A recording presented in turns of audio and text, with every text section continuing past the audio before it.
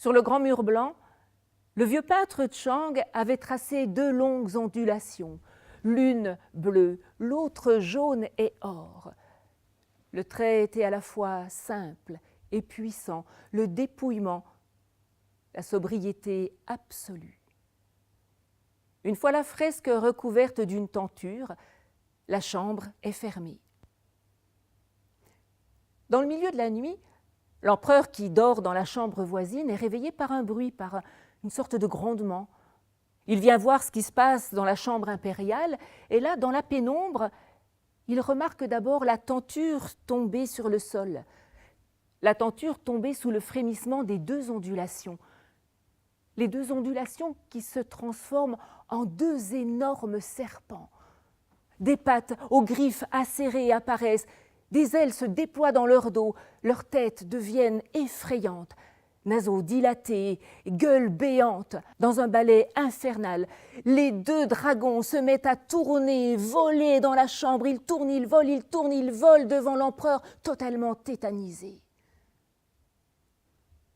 Quand le calme revient, il ne reste plus rien de cette vision fantasmagorique, plus rien dans la chambre que la tenture tombée sur le sol et les 2 ondulations tracées sur le mur. Avant même le petit jour, l'empereur demande qu'on aille chercher le vieux peintre Chang. Le voilà bientôt là, au chevet de l'empereur. L'empereur lui raconte cette étrange vision, il lui demande des explications et en guise de réponse, le vieux peintre l'invite à visiter son atelier. Le temps de faire quelques préparatifs, quelques jours plus tard, les voilà partis. L'empereur dans son palanquin, accompagné de ses courtisans et de quelques gardes, et le vieux peintre Chang sur le dos de sa mule.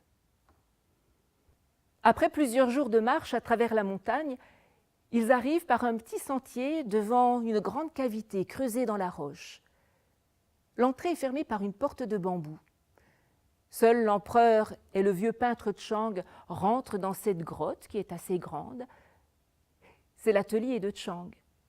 Et pendant que l'empereur découvre cet atelier, un joli bazar, un joli capharnaüm, un atelier de peintre, quoi. Ici, des toiles inachevées, là, des pinceaux usagés, des pots de couleur entamés. Le vieux peintre Chang, lui, allume une torche et il se dirige vers le fond de la grotte. Il invite l'empereur à le suivre. Tous les 2, ils s'engagent dans un passage étroit et de l'autre côté, ils arrivent dans une cavité beaucoup plus grande. L'empereur n'en voit ni le fond, ni les contours, c'est à peine s'il en devine la voûte. Chang, la torche à la main, s'approche de la paroi. Et dans le halo de lumière, apparaît une multitude de dragons peints sur le mur, des dragons bleus, des dragons jaunes et or, des dragons comme ceux que l'empereur avait imaginés, comme ceux qu'il a vus danser dans sa chambre. Le vieux peintre Chang avance toujours le long de la paroi, l'empereur le suit. Et un peu plus loin, l'empereur remarque que les dragons n'ont plus de pattes, plus de griffes. Ici, ils ont perdu leurs ailes, là, leurs têtes ne sont plus aussi hideuses. Au fur et à mesure qu'ils avancent, les détails superflus disparaissent, le trait s'affine toujours davantage. Alors l'empereur comprend. Au rythme des pas lents et silencieux de Chang, l'empereur comprend le long chemin parcouru pour arriver tout au fond de la grotte, pour parvenir aux 2 longues ondulations, l'une bleue, l'autre jaune et or, expression de l'essence même du dragon, tracée d'un simple geste.